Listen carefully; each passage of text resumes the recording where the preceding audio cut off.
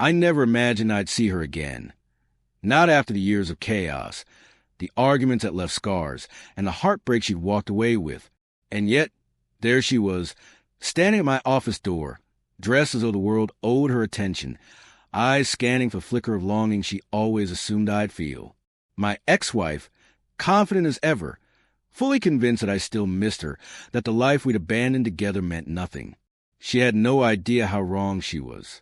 I let her linger in that moment, watching her expression shift as she noticed something she hadn't expected.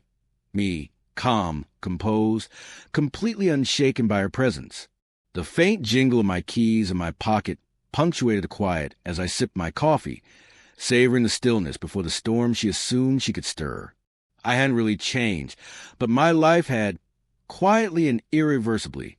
She opened her mouth, probably rehearsed lines about regret, nostalgia, or the mistakes of our past.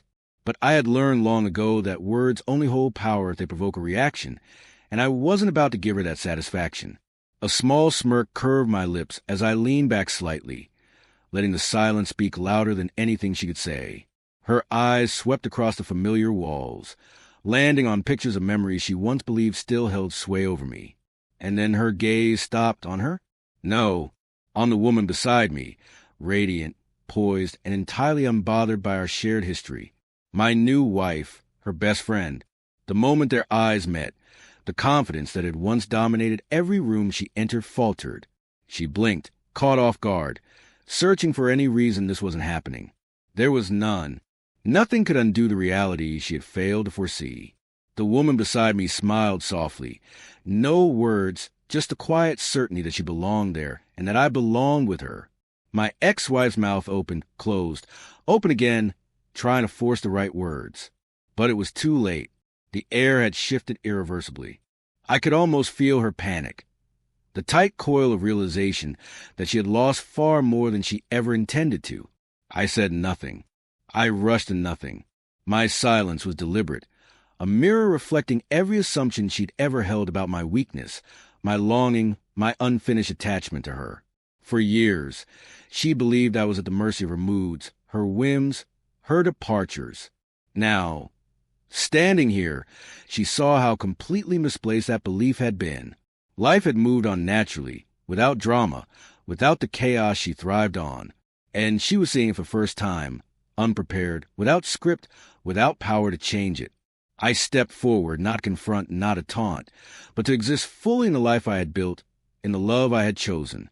Calm, peace, certainty radiated through every gesture, every unspoken word. She had expected emotion, tears, confrontation.